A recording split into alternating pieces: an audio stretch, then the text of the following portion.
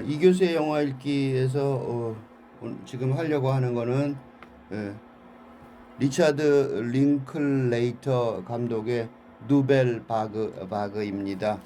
이 영화는 누벨 바그라는 영화의 조류, 1950년대 말 세계의 영화 역사를 뒤바꿔 놓은 프랑스의 새로운 영화들이죠. 누벨 바그란 말이 누벨 바그란 말이 뉴 웨이브.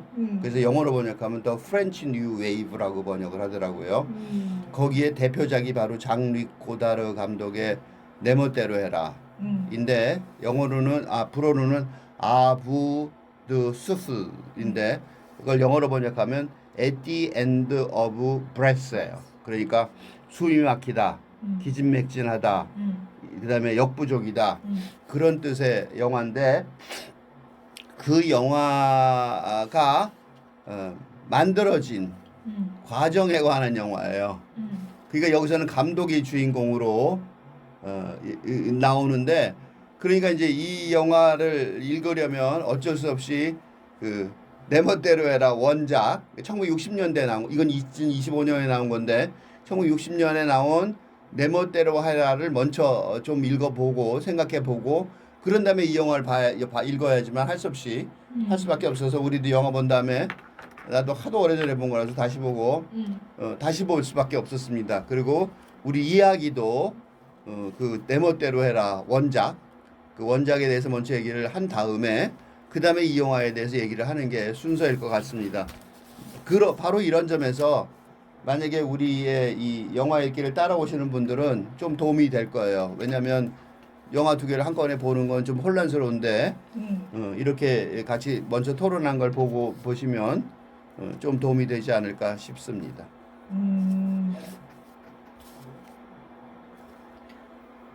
그러면 그 내 멋대로 해라에 대한 영화부터 먼저 이야기를 해보자면,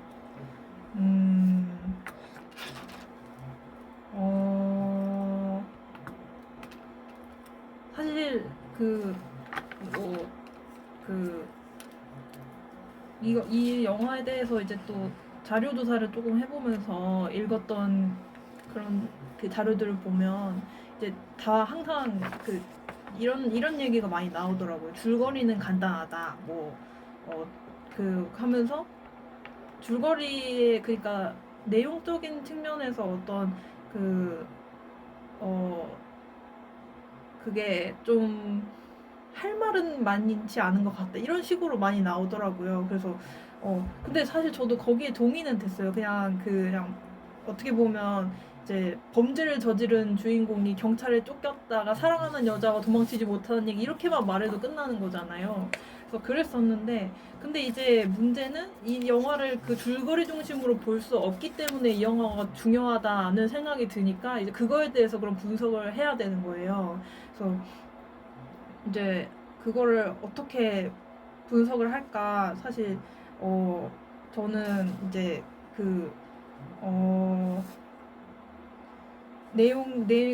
그거를 그냥 제 느낌과 어떤 느낌의 해석을 좀 붙여보자면, 그러니까 영화에 초점이 좀 없다는 생각이 들었어요. 그러니까 그 영화 카메라가 뭐 엄청 흔들린다던가 막 불투명하게 한다던가 이런 식의 그런 카메라의 초점이 없다는 게 아니라, 카메라의 초점은 명확했는데, 근데 이제 물론 새로운 시도들을 많이 하면서 그런 게 이슈가 많이 된 건 사실이지만, 그런 걸 얘기하는 게 아니라 이 영화의 초점이 그게 쫓기는 자하고 쫓는 자의 그런 갈등에 있는 게 아니라, 그것도 아니었고, 그리고 미셸과 파트리샤의 사랑이 완성이 되냐, 잘 되냐, 이런 것도 아니었고, 저는 그게, 그래서 그 영화가 결국은 아무 곳에도 초점이 맞춰져 있지 않는 느낌이다라고 결론을 냈어요. 그래서 그래서 왜 그런가 생각을 해봤는데, 이제 저희가 거기 제가 이론적으로 잘은 모르는데 근데 이제 이게 카메라가 그러니까 장리 고다르 씨가 감독이 하고 있는 게 일종의 사고 실험이 아닌가 하는 생각이 들었어요. 그래서 뭔가 주인공의 그런 우리가 항상 줄거리를 따라가면서 그 주인공의 내면의 심리를 가 어떻게 되나 그 전개를 따라가는 게 보통의 이 누벨바그 이전의 영화가 항상 만들었던 카메라의 움직임, 음악 그런 것들이었는데 그리고 음악은 항상 주인공의 내면 심리에 따라서 그게 바바밤 막 울리고 막 잔잔한 음악이 흘렀다가 이랬었는데 근데 이게 그런 주인공을 따라가는 어떤 전개가 아니라 이제 거기에 대해서 이제 그러니까 뭘 그러면은 각 장르 꼬다르가 어떤 실험을 하고 있느냐에 대해서 더 얘기를 해야 되는데 그게 좀 이제 길어질 것 같아서 일단 여기까지만 얘기할게요. 그 되게 중요한 지적을 했습니다. 이게 핵심이죠. 음. 한마디로 말하면 근대 고전 문학의 그 서사 법칙, 그 주인공 중심이고 기승전결이죠. 기승전결이라는 게 아까 말한 쫓는 자 쫓기는 자는 탐정 소설인데 그것도 기승전결이죠. 맞아요. 사건이 있었고 범인을 잡는 것까지 가는 거고 사랑도 마찬가지죠. 그러니까 그 주인공 중심으로 근대 서사 영웅이죠. 말하자면 영웅 서사예요. 맞아요. 영웅 서사, 근대 서사 그런 것들이 전혀 그런 그 말하는 서사의 문법이 전혀 작동되지 않는 그런 문법을 가지고 영화를 만들었다. 그게 굉장히 핵심이에요. 이 프랑스 영화 노벨바그가 전 세계를 강타한 거예요. 근데 그게 강타한 이유가 뭐냐면 현대문학, 그러니까 근대문학과 현대문학으로 나눈다. 근대소설과 현대소설 줄여서 나눈다면 현대소설에는 주인공이 누군지 잘 모른단 말이죠. 요새 나오는 소설 중에 주인공이 누군지 잘 모르겠는 소설 되게 많잖아요. 그러니까 찰스 디킨스 시절에는 뭐 크리스마스 캐롤 그러면 스크루지가 주인공이잖아요. 그거 넉뻔하죠. 누구지 모를 사람 없단 말이에요. 동화 같죠. 그게 딱 그 주인공이 정확하고 그 사람 나중에 찰스 스크루지가 나중에 반성한단 말이에요. 그게 너무 뻔하잖아요. 맞아. 지금 너무 심심해서 아이들도 안 보는 디즈니 영화죠. 요새 디즈니 영화도 그렇게 나오면 안 본단 말이에요. 근데 이게 현대소설, 지금 시대 현대소설은 모더니즘 이후의 현대소설은 주인공이 누군지 잘 모른단 말이죠. 대표적인 게 조세 콘라드의 어둠의 핵심인데 거기 커츠라는 주인공이 나와서 돈을 많이 번 얘기인 것 같지만 사실은 커츠는 주인공도 아니고 아무것도 아니고 그냥 에피소드 중에 하나로 나온단 말이에요. 맞아요.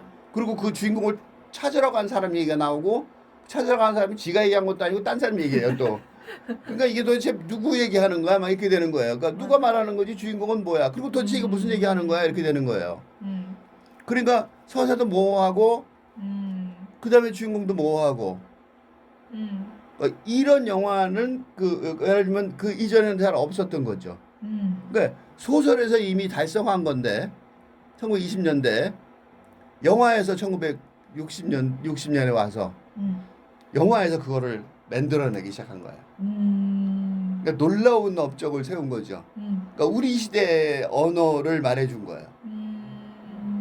그래서 프랑스 영화가 세계를 강타하고 프랑스 문화가 세계를 강타한 파리가 여기도 나오지만 샹젤리제 파리가 그 샹젤리제가 꿈의 거리가 된 그런 게 바로 이 프랑스 영화를 중심으로 하거든요. 물론 그 이전부터 유럽에서는 유명했지만 그러니까 이 영화가 얼마나 임팩이 큰지 알 수 있어요. 그러니까 소설이 훨씬 영화보다는 훨씬 뭐랄까 고상한 장르처럼 보이던 시절이 있었단 말이죠. 맞아. 근데 이 누벨바그가 그 거리를 한꺼번에 줄여낸 거예요. 맞아요. 그러니까 보통 사람들도 그 소설 너무 어려워서 못 읽겠는데 이거는 보이는 거예요. 그 자기 삶 얘기하고 나 혼란스럽고 그죠? 어떻게 살아야 할지 모르는 삶을 그냥 영화에서 그러니까 그 주인공 같지 않은 주인공. 그러니까 우리도 그렇죠. 우리도 근대의 자아라고 그러지만 뭐 자랑스러운 자아도 아니란 말이죠. 요새 시대에는 그거 이상하잖아요. 그럼 근대 자아 자랑스러워야 되는데 안 자랑스럽단 말이죠. 이게 현대인의 특징이잖아요. 그러니까 그런 특징들이 고스란히 묘사가 돼 있는, 그치? 그 남자 주인공 장볼 벨몬도 그 사람 되게 유명한 사람이죠. 시니컬하죠 뭔가. 그게 미국에서는 또 그 사람 비슷한 사람이 클린트 이스트우드예요. 조금 더 뒤에 클린트 이스트우드가 나온단 말이죠. 그러니까 시니컬한 이 주인공인데 뭐 십시구레하고 그지 간단하고 뭐 별볼 일 없는데 하여튼 맨 앞에 나서 설정거리고 그리고 하는 짓도 의미가 있는 것 같지도 않고 근데 맨날 쫓겨나가고 죽을 위험에 처하고 잘못했고 뭐 그런 거란 말이죠. 맞아. 근데 그게 우리가 이걸 주인공 아니야 말하면 우리 자신을 뭐라 그럴까 부정하는 셈이랑 비슷하게 돼버린단 말이죠. 그러니까 그거 굉장히 중요한 일을 한 거예요.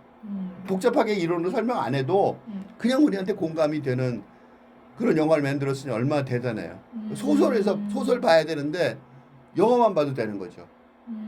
영화 산업이 폭발한 거죠. 그래서 프랑스 영화가 굉장히 중요한 일을 했다고 봐요.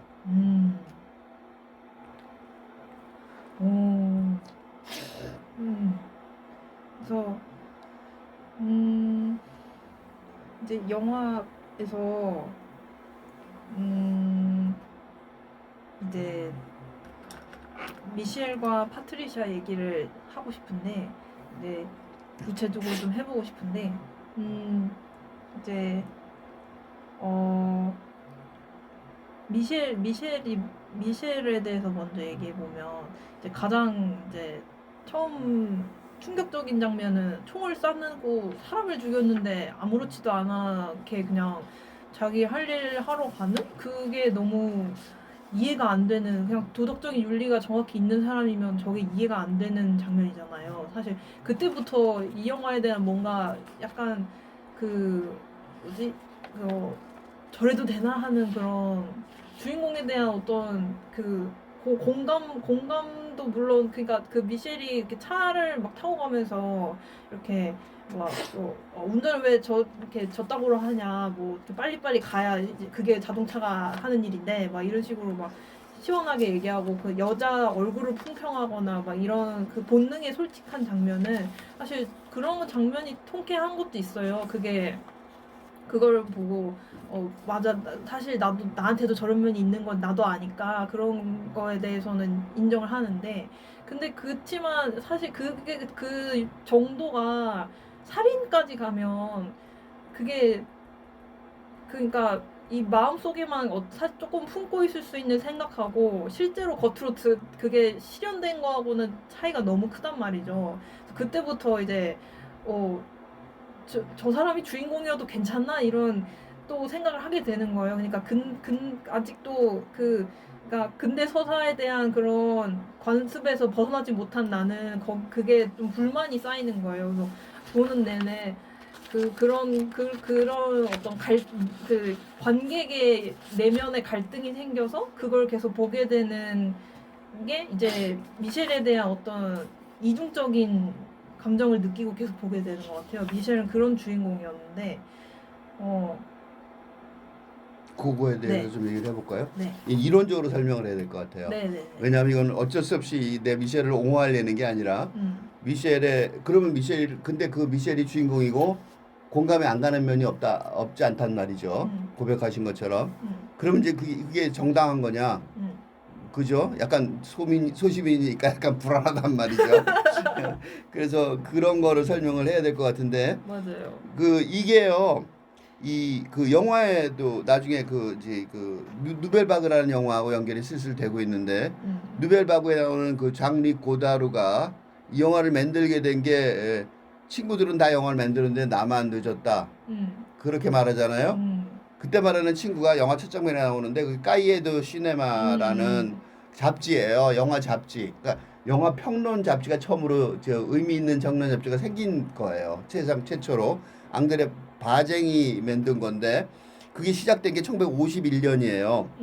근데 그 바쟁이 그 영화 평론을 해야겠다고 생각한 이유가 뭐냐면 기존에 아까 말한 고전 영화는 세상을 반영하지 않는다는 사실을 깨달았기 때문이에요. 그럼 새로운 영화를 만들어야 되는데 이 새로운 영화는 그냥 만들어지지 않는 거죠. 뭔가 이론이 있어야 되는 거예요. 틀이, 사상적인 틀이.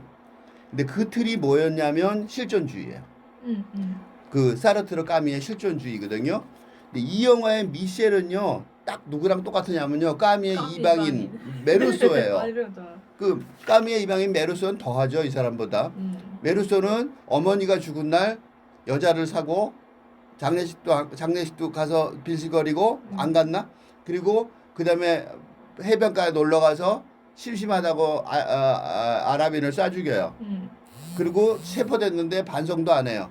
그러니까 사회에 공분을 사서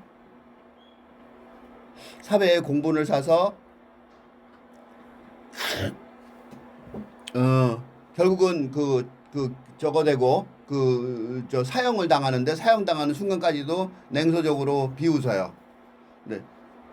그 까미의 이방인의 그 모습이 미셸에게 나타난 거죠. 미셸은 가다가 경찰한테 걸렸는데 속도 위반이니까 뭐 벌금밖에 안 될 텐데 벌금밖에 안 되는 게 아니라 이게 훔친 자동차 갖고 도망치는 중이니까 벌금 정도가 아니죠. 그 자동차 훔친 거 갖고 파리 가서 팔아먹고 그걸로 기반을 마련하려고 가는 건데 걸린 거니까 그렇긴 하지만 꼭 쏴 죽일 필요는 없는데 쏴 죽였잖아요. 귀찮다고. 그러니까 까미의 이방인의 실존주의적 사상을 그대로 이어받은 거란 말이죠. 맞아요. 근데 까미의 이방인하고 달리 까이에드 시네마의 성취는 아까 말한 것처럼 대중이 이해할 수 있게 했다는 거예요. 그러니까 까미의 이방인 소설을 읽으면요, 이렇게 난 못하지 그런 생각이 들 거예요. 읽어보세요. 그래서 그 영화 때문에 그 소설을 읽고 쇼크를 먹어서 좀 약간 삶이 이상해진 학생도 있었어요. 내가 그 학생 구제하려고 노력했었는데 나한테 와서 고민을 토로해서 대학생 때 고등학생이었는데 그 정도였단 말이죠. 까이에드 그 시네마가 뭐냐면 작가주의 그 영화 감독. 그러니까 영화 감독이 지 맘대로 다 하는 거죠. 여기서도 장리 꼬다르가 바로 그렇죠. 지 맘대로 하죠. 막 제작자 돈 주는 사람하고도 막 싸우고 그렇게 작가주의 감독이 되었던 이유가 뭐냐면 저것 때문이죠. 그 철학 그 실존주의 철학을 설득력 있게 묘사하는데 그런 과정이 말로 설명해서 될 일이 아니잖아요. 제작자나 자본주의가들한테 말을 설명하면 그게 말이 먹힐 리가 없죠. 그다음에 배우들도 먹힐 리가 없고 누구도 모르는 거니까 그게 바로 지금 이현지 위원이 정확하게 묘사한 거예요. 통상적으로 공감이 된다는 거죠. 근데 그걸 몽상을 할 때나 한번 생각해 볼 때는 그런 착각은 좀 할 수 있고 잠깐 생각해 볼 수 있지만 그게 현실이라니 그거는 좀 살인까지 그건 좀 그렇다라고 하는 거를 영화에서 보여주는 거잖아요. 근데 그게 이제 완전히 배제할 수가 없고 나도 공감이 어느 정도는 된단 말이에요. 거부하면서도 공감이 되는 거죠. 그게 이제 실존주의의 매력이죠. 우리 시대가 지금 그렇다는 거예요. 그러니까 더 바탕으로 들어가면 근대 사회의 기본적인 사상이 이 삶을 설명해 주는데 실패했다. 그거잖아요. 그래서 실존주의가 구토 이제 여기도 나오죠. 구토 비슷한 게 나오죠. 역겨움 이런 단어. 그러니까 거의 실존주의 용어를 그대로 갖다 쓰고 있어요. 맞아요. 그래서 그런 것들 그러니까 근대가 무너져 버린 세상에서 그러면 미래가 없잖아요. 근대사가 무너졌으니까 미래가 없죠. 그리고 지금은 이게 어때요? 지금은 이게 더 명확해졌죠. 문제점이. 지금은 더 명확해졌어요. 그러니까 이걸 왜 지금 와서 이 영화를 만들었을까라고 말하지만 사실은 이 영화 링클레이터 감독이 이 영화를 지금 꼭 만들어야 될 이유가 있는 거죠. 지금 시대에 필요한 아직도 정확히 말하면 모더니즘부터 실존주의부터 지금까지 내려온 이 질문이 아직 안 끝났다는 거예요. 끝나긴커녕 점점 더 심해져가고 점점 더 심해져가고 있다는 거예요.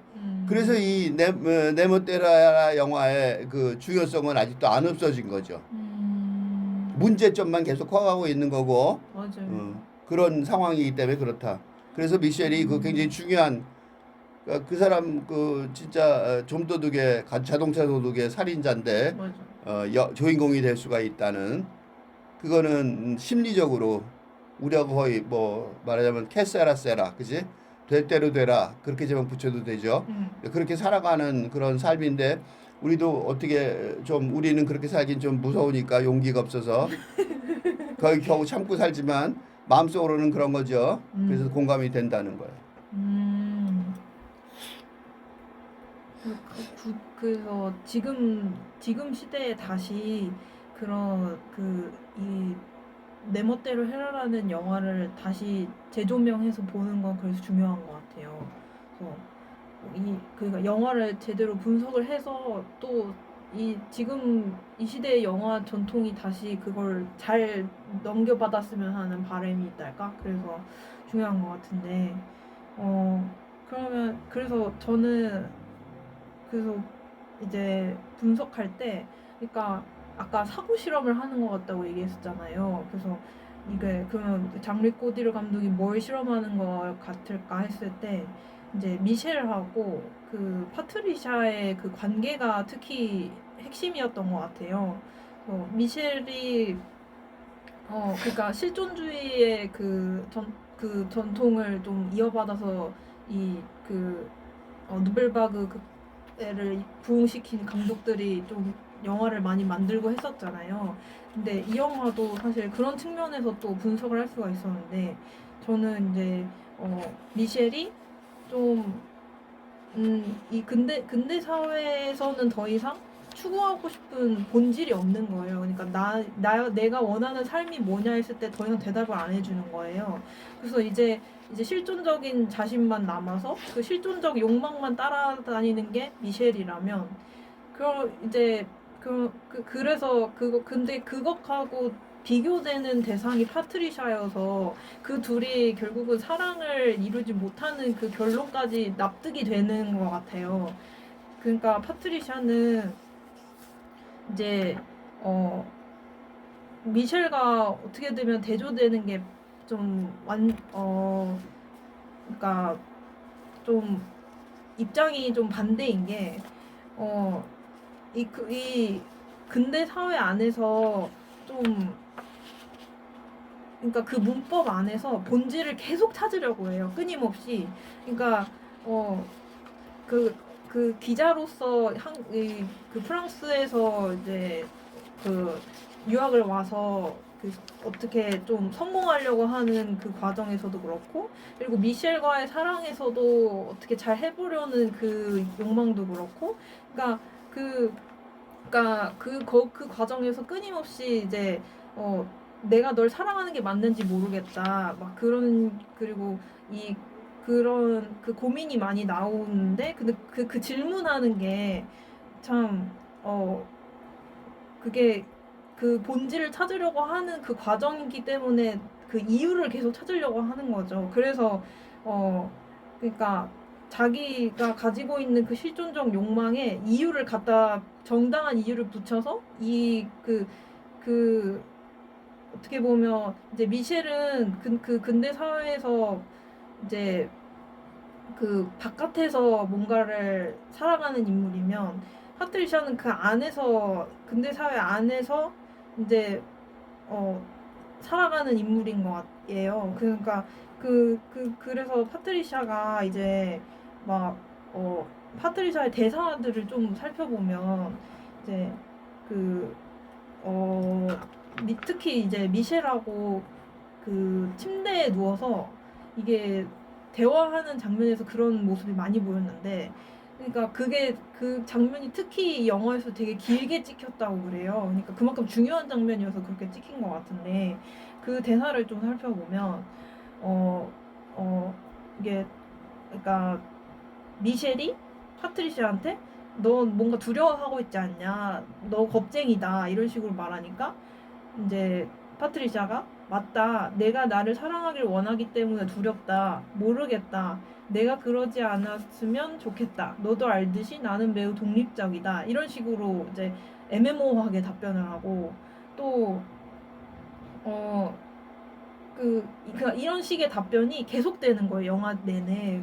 그래서 그냥 너를 10분 넘게 지켜봤는데 아무것도 안 보인다 그러고, 그리고 뭐 뭔가에 대해 생각해보고 싶은데 할 수가 없다 그러고 이런 대사가 계속되는데, 그러니까 파트리샤도 이제 그러니까 자기의 실종적인 욕망 앞에서 그거를 이제 그러니까 그러니까 미셸은 공동체에서 이게 완전히 벗어나서 그러니까 살았기 때문에 뭔가 이유를 좀 포기한 것 같았는데, 근데 이제 파트리샤는 그 이유를 찾아서 붙이려고 하니까 그 둘이 계속 그게 대화가 이어질 수가 없는, 그게 참 잘 만들어진 영화 같다는 생각을 했었어요.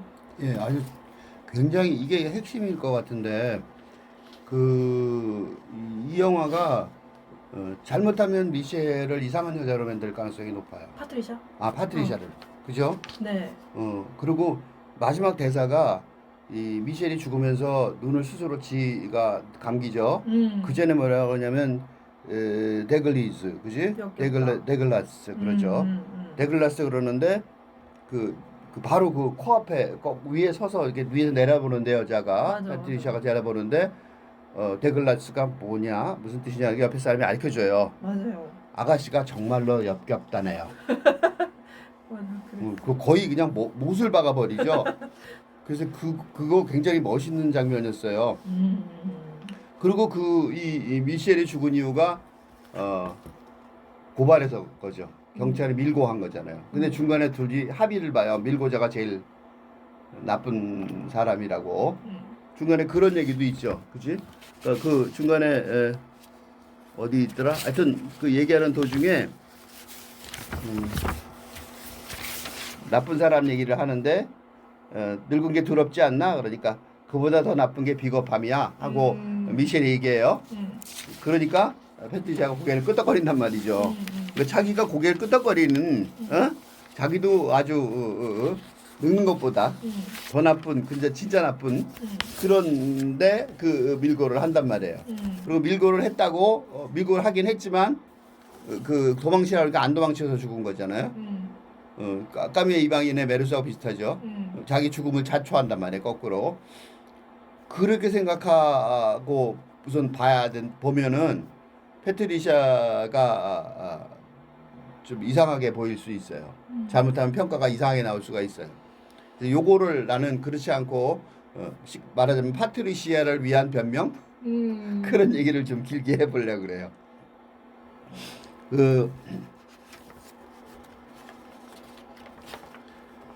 최문수 동덕여대 교수의 고다르 네모테라 헤라의 자기 지시성 문학과 영상 2019년 봄에 나온 거에서 길게 그 대사가 있는데 그 대사를 좀 읽어보려고 그래요. 인용을 좀 길게 해볼게요. 패트리시아의 거처에서 그녀와 미셸이 대화를 나누는 긴 장면에서 타인의 고정관념을 비판하면서 동시에 스스로도 일반화의 오류를 범하는 모습이 제시된다. 예컨대 그녀가 우리가 로미오 줄리엣 같았으면 좋겠다고 하자 그는 놀라며 정말 여자답다고 비꼰다. 이어서 어젯밤 너는 나 없이 못 산다고 했다. 하지만 분명히 넌 살 수 있다. 로미오는 줄리엣 없이 못 산다는 그녀의 말에 그는 아니 나도 너 없이 못 산다고 하자 이번에 그녀가 정말 남자답다고 응수한다. 그 다음에 뭐 이쁜 여자 얘기 나오고 그런단 말이에요. 그런데 이 조금 더 가보면요. 이 고정관념의 문제는 어느 소설가와의 인터뷰 장면에서도 되풀이된다. 기자들이 하는 질문들은 소설 작품에 대한 것이 아니라 남성과 여성의 차이, 미국인과 프랑스인의 차이, 사랑의 가치 같은 너무도 정형화된 것들이어서 우스꽝스럽기까지 하다. 패트리샤 역시 판에 박은 질문들, 현대사회에서 여성이 맡을 역할이 있다고 생각하는가? 또는 당신 인생에서 야망은 무엇인가를 묻는다. 이 내 멋대로 해라의 고정관념, 그러니까 미셸이 탈근대 적이라고 보이지만 까미의 이방인의 메르소하고 달리 이 사람은 자기가 만든 사상이 아니에요. 이 사람은 말하자면 까미의 이방인을 모방하는 게 아니라 미국인 배우 험프리 보가트를 모방해요. 맞아요. 필름 누아르. 필름 누아르는 그 판머 파탈한테 그저 망하는 남자 얘기잖아요. 그래서 입술을 이렇게 문지르는 그런 자기 험프리 보가트 흉내낸다고 맞아요. 그 장면이 계속 나와요. 맞아요. 그러니까 이 남자가 조금 전에 이렇게 이론적으로 설명을 멋있게 하려고 하면 뭐 실존주의고 뭐 허무 이렇게 얘기하지만 사실은 그냥 대중화된 모방일 뿐이에요. 시대 분위기. 그걸 모방하는 것 뿐이고 여자는 그냥 고정관념을 못 벗어난 것 뿐이에요. 그건 근데요. 그 여자가요. 임신했어요. 맞아요. 그다음에 영국이라서 프랑스에서 이 외국인이에요. 경찰이 하시라도 나가라고 하면 나가야 되는 사람이에요. 근데 자기는 소르본에 유학 왔어요. 거기 유학 오는데 쉽지 않은 대학이잖아요. 근데 그 사랑 별로 중요하지 않은 사랑 때문에 다 포기할 수는 없죠. 그다음에 여기서는 그 뉴욕 헤럴드 트리뷴은 굉장히 고급 신문이에요. 거기 연출도 다 어쨌든 섹스를 해서도 어쨌든 그 기자 알게 됐잖아요. 그래서 거기서 기사도 따기 시작했잖아요. 그러니까 언론인으로서 출세할 수도 있는 거죠. 그리고 여자가 스스로 독립하기 쉽지 않잖아요. 독립할 기회도 있는 거란 말이죠. 그러니까 그렇게 간단하게 여자가 역겹다고 말할 수가 없는 거죠. 역겹다고 말하는 사람이 자기가 하는 말이 아니고 대중적인 그런 환상 속에서 하는 말이기 때문에 굉장히 큰 무게감이 없다는 거예요. 그리고 또 하나는 아까 임신 얘기를 했지만 남자와 여자는 입장이 다르죠. 남자는 추상적인 환상을 쫓아서 막 가버릴 수 있지만 여자는 생활 속에서 살아야 되는 아이가 있고 그러면 살아야 되는 그런 전혀 다른 그런 사고 방식을 가질 수밖에 없단 말이에요. 맞아요. 그러니까 낭만적 사랑 얘기를 했지만, 로미오와 줄리엣처럼 동반 자살로 끝나는 사랑이면 몰라도 그렇지 않고 현실까지 다 포함된다면 패트리시아가 판단을 잘못했다거나 무조건 비판받아야 된다고 말하기 어려울 것 같아요. 맞아요. 단지 이거는 말할 수 있어요. 이런 대화들에서도 그렇고 서로 대화가 혼선이 가죠. 대화가 혼선이 가서 나중에 그 둘이 서로 그 고발하고 뭐 그런 장면에서 딱 그렇게 말하죠. 그 말하는 말이 있는데 그 우리는 서로 대화가 전혀 안 됐다. 그죠? 그런 말이 그거 아주 멋있는 문장이 있었는데 맞아요. 내가 그 문장을 지금 하여튼 우리는 서로 딴 얘기하고 서로 있었다고 미셸이 말하죠. 네. 둘이 같이 대화하는 줄 알았는데 보니까 서로 저 대화가 하나도 안 통했다. 맞아. 그런 얘기를 해요. 근데 그거 굉장히 중요한 거예요. 맞아요. 그 대화가 서로 안 통하는데 무슨 사랑이 있겠어요. 그죠? 그러니까 그 사랑이 있을 수가 없는 현실인 거를 그냥 보여준 거예요. 맞아요. 그러니까 한쪽은 뭐 폼나는 그 클린트 이스트, 벨몽도 이런 폼나는 남성, 그거는 남성 중심 사회니까 남자가 주인공인 거죠. 여자 주인공인 거 없었잖아요. 그러니까 클린트 이스트나 벨몽도가 멋있는 거예요. 난 그렇게 생각해요. 여성이 중심이었으면 그렇지 않았을 가능성도 높아요. 그러니까 남성이 중심이기 때문에 이 영화를 분석할 때 미셸이 좀 영웅처럼 보이고 패트리시아가 배신자 밀고자처럼 보이고 뭐 그런 것 같아 보이지만 사실은 둘의 그 무게 중심이 크게 차이가 없다. 맞아. 라는 거를 난 그렇게 새로 분석을 해야 된다고 생각해요. 그러면 단지 뭐만 남냐면 서로의 대화가 불가능한 그런 관계에서 낭만적 사랑은 불가능할 거 아니에요. 육체적인 사랑은 있을 수 있죠. 대화 안 해도 되니까. 근데 거기서 한 단계 넘어가서 정신적인 서로 고백 또는 열정 뭐 그런 것까지 가기는 어렵단 말이죠. 그리고 나는 이게 되게 중요한 장면 같아요. 이 영화가 이렇게 대화가 나와서 서로 서사가 이루어지는 장면이 거의 없어요. 그래서 이게 도대체 어떻게 돌아가는 거지 하고 계속 따라가야 되는, 그지? 그런 막 끊어지는 막 이어지는 그런 그 점프샷이라고 그러죠. 막 영화가 막 끝 딱딱딱딱 끊어져서 편집이 좀 이상하죠. 근데 그런 식으로 서사, 옛날식의 서사가 잘 없는데 오래간만에 하나 있는 서사라는 것이 증명하는 거는 대화 불능. 그거를 증명한 거예요. 성공적으로. 그리고 고정관념에 휩싸여 있어서 언어도 없는 거죠. 지금 시대에 언어도 없는 거죠. 나중에 한번 또 길게 얘기해서 중간에 끊을 수밖에 없는데 얘기하고 싶은 거는 홍상수 감독하고 연결이 될 것 같아요. 맞아. 어.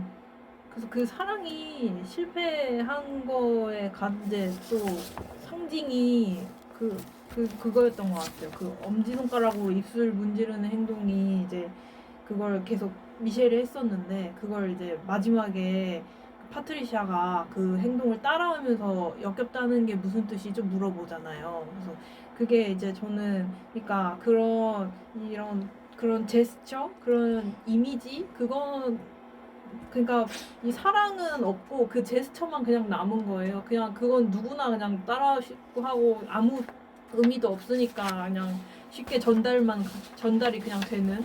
그래서 그것만 남았다는 게 확실히 이게 거의 결론을 딱 지어주는 것 같아서 그래서 사랑이 저게 안 됐구나, 대화가 안 됐구나, 그게 확실했던 것 같고.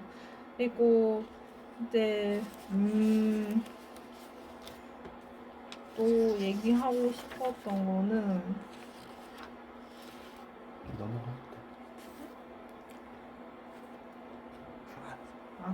그래서 이제 그러니까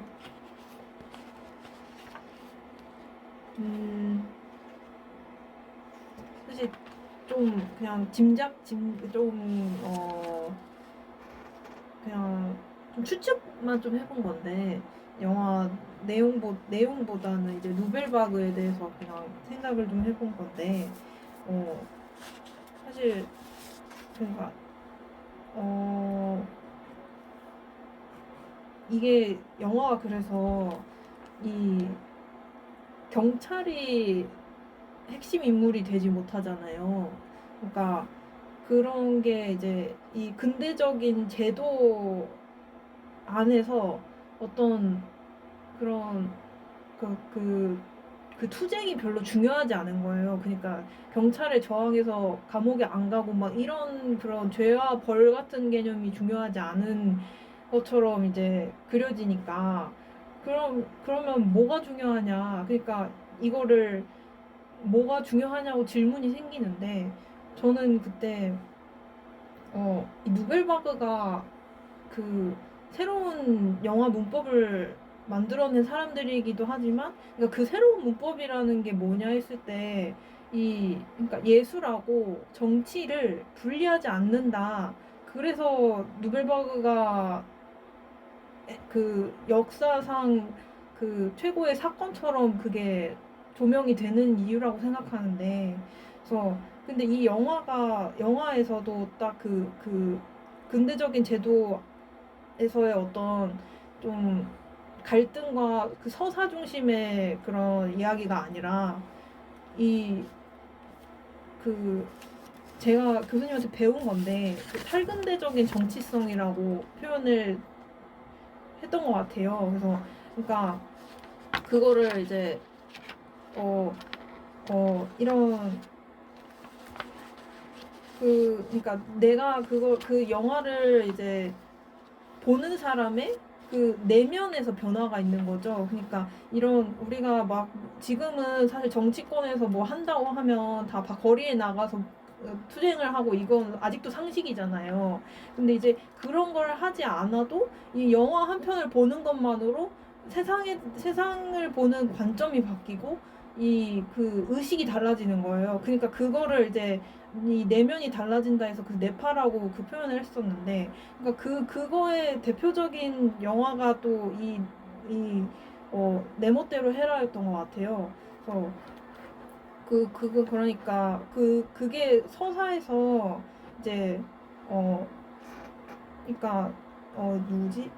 미셸하고 파트리샤의 그런 를 주인공으로 하는 이 사고 실험이 중요하지. 이 경찰이 따라오고 그걸 피하려고 하는 이 제도의 옳고 그름에 대한 그런 관심은 그러니까 그거를 없애진 않았잖아요, 영화에서. 사실 그게 있기 때문에 긴장감이 계속 돈지만 근데 그게 메인이 아니다. 그걸 보여주는 영화여서 네, 여기까지. 네, 그거 아주 중요한 지적을 했습니다. 그래서 그거는 좀 길게 대답을 해야 될 것 같은데 네. 그 정치성 이거에 대해서는 별로 얘기를 많이 안 한 것 같아요. 그 영화 원래 특히 문학하는 사람들은 잘 안 해요. 그걸 안 하는 이유 중에 하나가 좀 심하게 얘기하면 예술가 문학이 거세당했다. 기 때문이라고 여겨져요. 그럼 어떻게 해서 예술가 영화가 거세당했느냐? 그 얘기를 좀 길게 해야 될 것 같아요. 이 서구가 19세기 후반부에 들어서서 식민제국주의를 하면서 전 세계를 돌아가면서 약탈을 하니까 얼마나 부유했겠어요. 맞아요.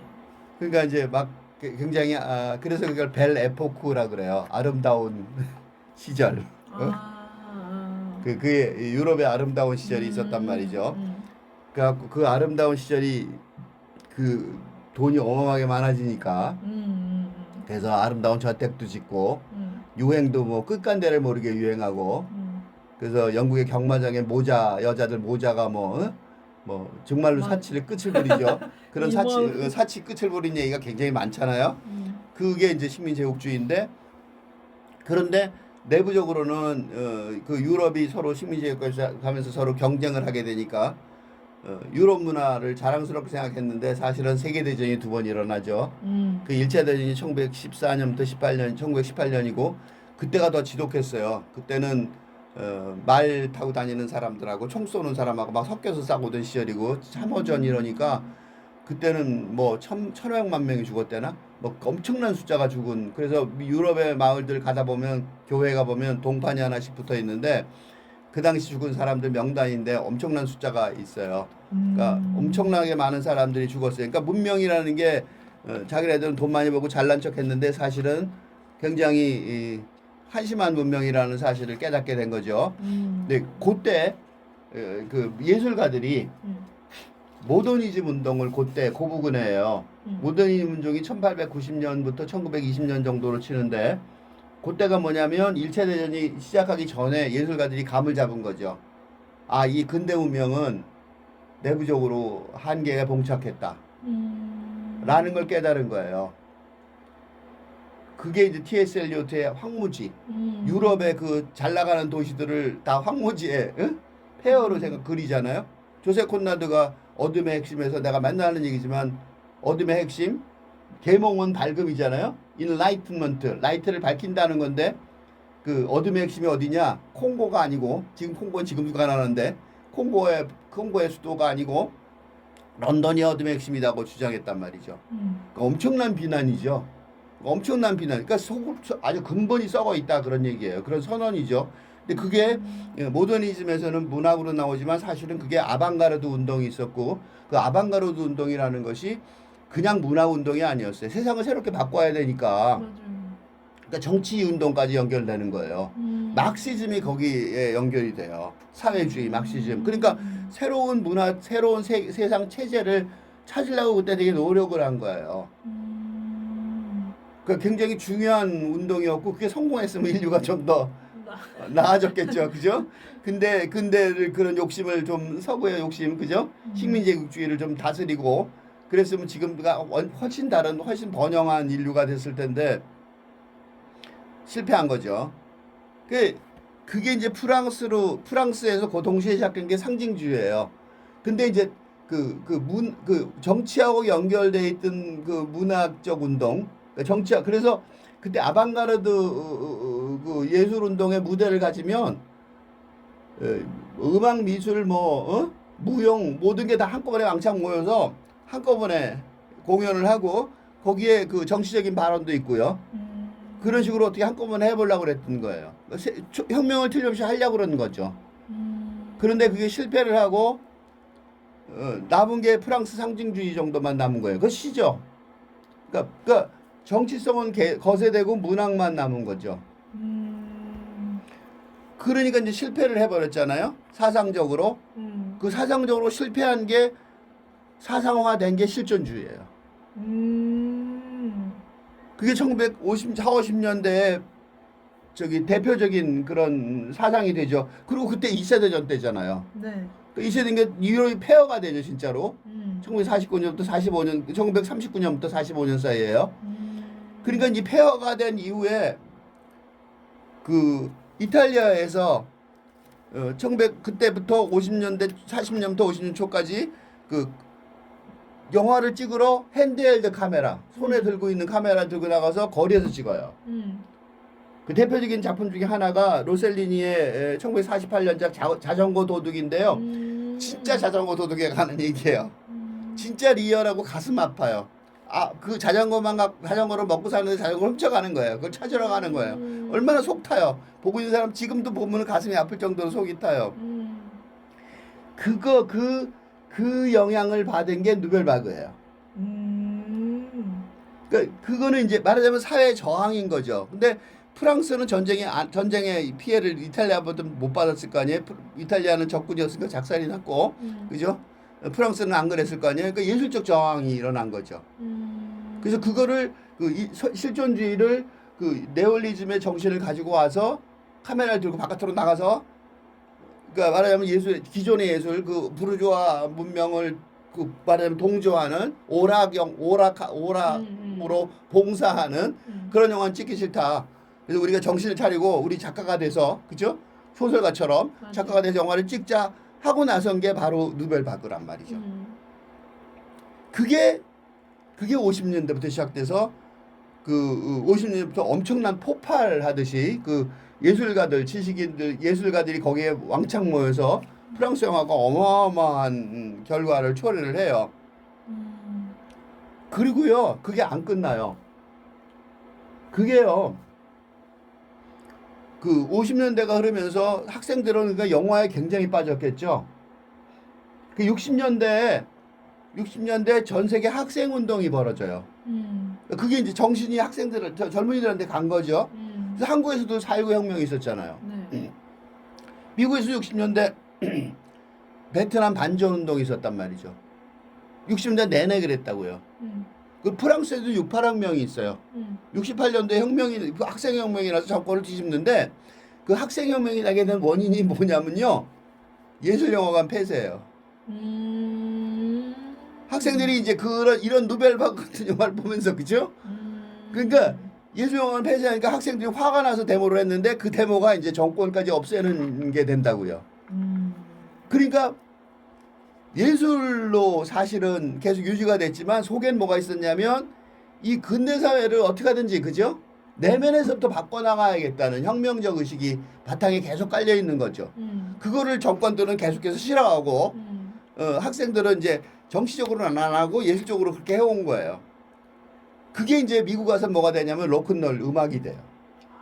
그게 페스티벌이 그런 거예요. 존 덴버가 그래서 최근에 노벨상을 받은 거고요. 60년대까지 그게 이어져 내려온 거예요.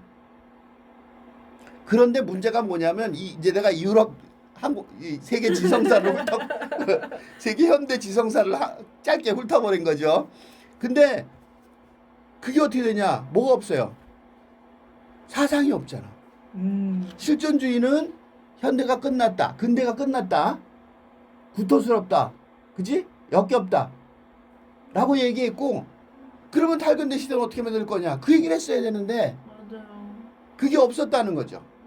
그러니까 길고도 긴 저항이 점점 줄어들어서 그죠?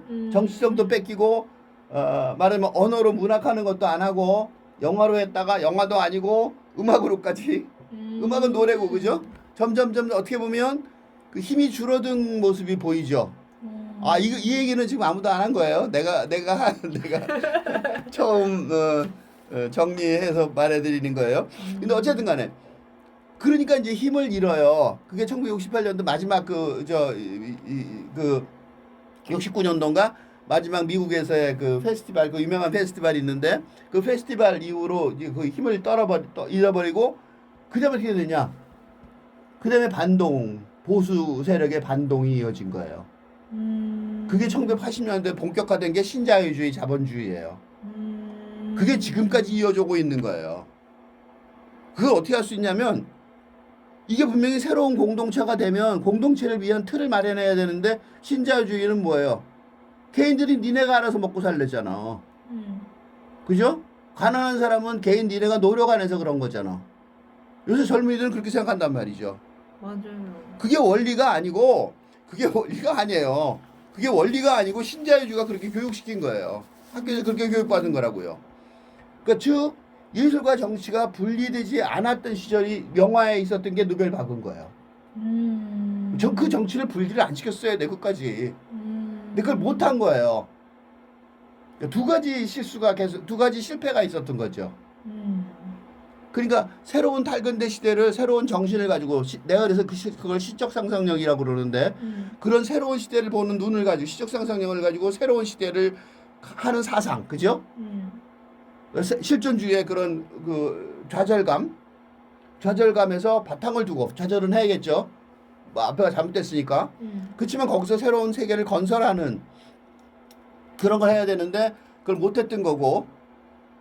그게 지금 우리나라나 전 세계 좌파 정권들이 문제죠. 그지? 반대를 할 줄 아는데 새로운 세상을 못 만들잖아요. 그게 하나였고 두 번째는 그러니까 정치를 버리지 않아야 되는데 그 정치라는 여기서 말하는 정치라는 건 혁명이죠.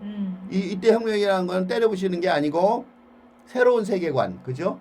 새로운 사고 방식을 세상을 보는 관점이 완전히 달라지게 해야 된다, 그죠? 그런 걸 해야 되는데 그런 관점에서 정치를 포기하지 않고 또 그런 사상을 가지고 그런 예술 작품을 만들 수 있었는데, 그죠?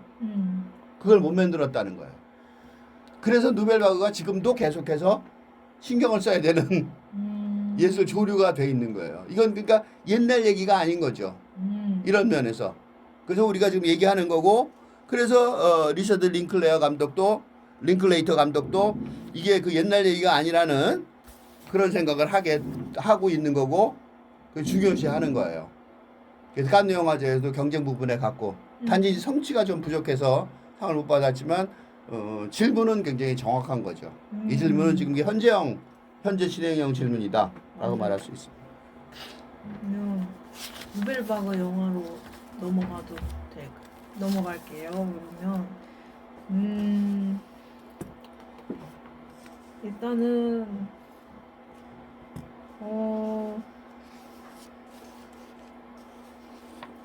이제 첫 장면 그 초반부를 조금만 언급하고 넘어가면, 왜냐면 이제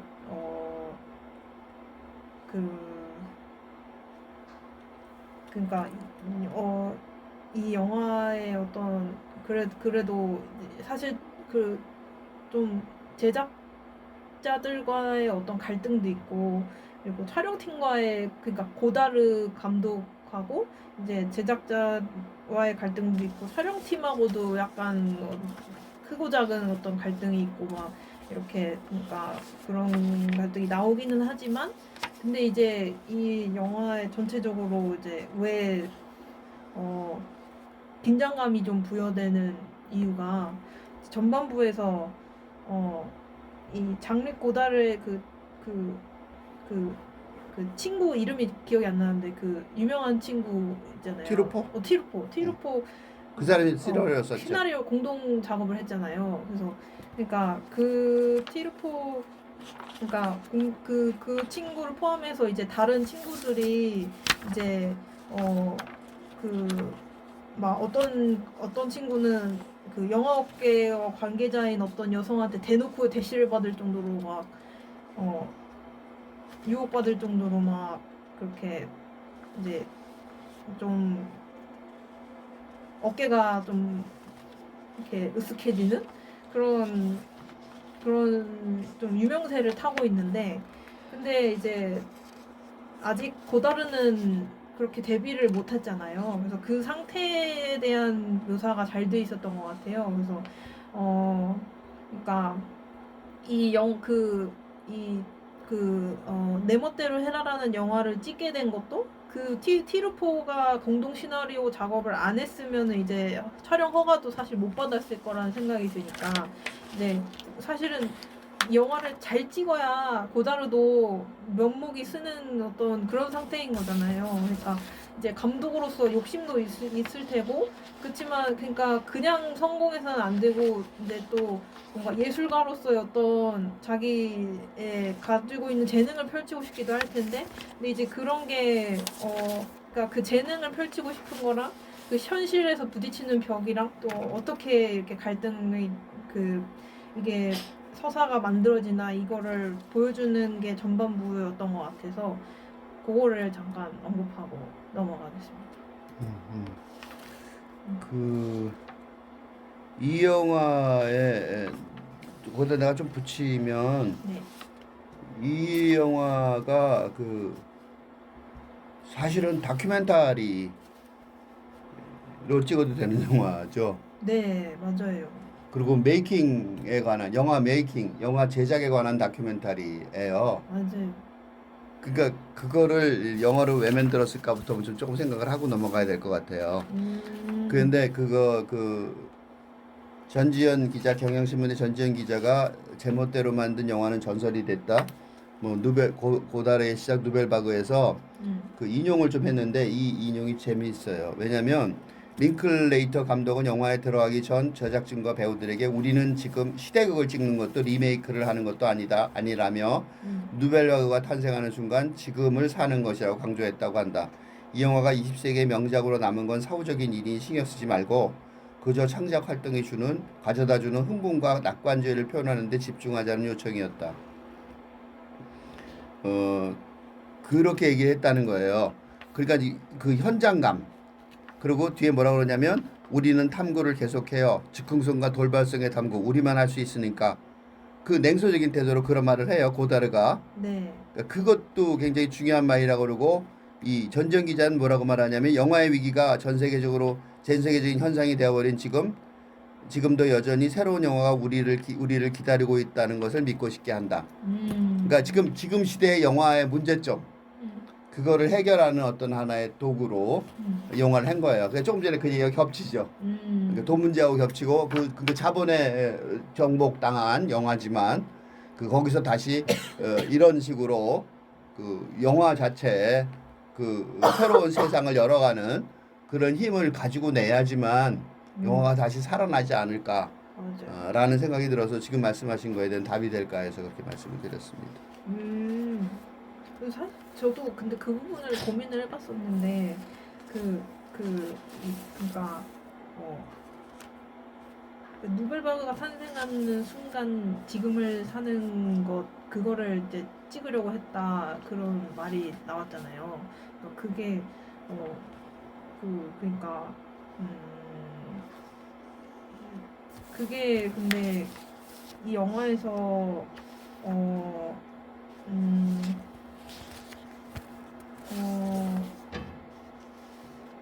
처음에는 뭘 표현하려고 했는지 사실 잘 모르겠었거든요. 근데 이제 나중에 이제 분석을 해보면 그러니까 여기서 또 홍상수 감독이 생각난 것 같아요. 왜냐면 이제 그러니까 이제 그때 대사를 알려주면서 연기하게 하는 그 방식 하면 한국에서 제일 유명한 감독이 홍상수 감독이잖아요. 근데 그때 그리고 그 배우들이 특히 인터뷰하는 내용 같은 걸 보면은 그런 말들을 많이 했어요. 막 자기 이제 그 연기를 바로 하면서 이게 자기 생각하는 게 바뀌게 된 그 경험에 대해서 막 고백하고 그런 인터뷰도 막 봤었는데 근데 그러니까 그런 가치관이 변하는 그 경험을 이 영화가 찍은 것 같았어요. 그래서 그게 중요한 것 같다고 생각했는데 그러니까 그래서 영화에서는 사실 고다르가 그 메인 주인공이기도 하지만 근데 사실 저는 이제 그, 그, 그 고다르보다는 진 세버그의 어떤 그 변화가 눈에 띄었어요. 그래서 그게 또 그 핵심 또 그 서사인 것 같아서 어 그러니까 더 얘기를 할까요? 내가 거기서 끊어야 되겠대. 그거 다른 얘기 같아서. 네. 홍상수 감독 얘기부터 먼저 해야 될 것 같아요. 네네. 아까 내가 전지현 기자의 영화 위기가 있는데 그 기다리고 있다고 새로운 영화가 기다리고 있다고 했잖아요. 네. 난 새로운 영화가 이미 있다고 생각해요. 그게 그러니까. 홍상수 감독이라고 맞아, 생각하거든요. 맞아요, 그거 내가 맞아요. 계속해서 이 교수 영화 읽기에서 주장하고 있는 건데 맞아요. 왜 그렇게 생각하냐 그 얘기를 잠깐은 해야 될 것 같아요. 아까 홍상수 감독 얘기를 했으니까 음. 아까 그 긴 대사 있죠. 네. 그러니까 그 작가주의 물론 홍상수 감독이 바로 그 작가주의 영화 감독의 대표죠. 그 영화 감독들이 존경하는 영화 감독인 것 같아요 세계적으로. 근데 그 바로 그 고다로한테 존경하는 표정으로 경청사람들 보는 것 같은 느낌이 좀 있었거든요. 근데 그게 바로 그 대화. 그 둘이 이렇게 서로 대화하려고 노력하는데 서로 핀트가 안 맞죠. 맞아요. 그런 대화가 바로 홍상수 감독 영화의 대화죠. 그런데 홍상수 감독 영화하고 그거하고 다른 거는 내 멋대로 해라의 두 남녀는 서로 고발할 정도로 밀고 하고 밀고 당하고 그것 때문에 죽고 그럴 정도의 파탄의 대화였다면 맞아요. 홍상수 감독 영화는 내가 이 교수 영화 읽고에서 계속 분석을 해왔듯이 재생산, 그러니까 탄생의 영화, 근대적인 어떤 리더십, 근대적인 어떤 사랑 그런 거에 갈 길을 대화를 통해서 찾고 있는 영화라고 여겨지거든요. 그러니까 내 멋대로 해라의 또는 누벨바그의 전통을 제대로 이어가는 적자인 거라고 생각이 들어요. 그래서 홍상수 감독이 중요하다고 생각이 들어요. 작가주의 감독이죠. 맞아요. 고다르 이번에 누벨바그 영화 보면서 저거 홍상수 감독 그대로 찍으면 홍상수 감독 영화처럼 거기다 고다르 대신 홍상수 감독 쏙 집어넣으면 될 것 같아요. 그죠? 그 정도로 똑같이 찍더라고요. 근데 홍상수 감독은 그런 식으로 안 찍고 굉장히 훨씬 더 영화 배우들이랑 다 좋아하죠. 맞아요. 왜냐면 배우는 게 있어서 그래요. 맞아요. 그리고 홍상수 감독 밑에서 배운 사람들이 다 유명한 감독들이 되죠. 맞아요. 그러니까 뭔가 정신을 제대로 이어간다는 소리예요. 그러니까 그거는 길게 설명하기는 좀 곤란하니까 이 교수 영화 읽기 홍상수 감독에 가서 우리가 많이 토론을 했으니까 그걸 보시면 될 것 같은데 그러니까 전통을 이어가고 있다. 그리고 새로운 시대의 영화 갈 길을 보여주고 있다. 물론 그게 100% 모두 다 따라가야 될 길은 아니지만 그럼에도 불구하고 굉장히 중요한 길을 보여주고 있다. 거기서의 대화는 이 내 멋대로 해다의 대화하고 달리 생산적이다. 라고 말할 수 있습니다. 패트리샤 얘기하세요. 그래서 그러니까 이제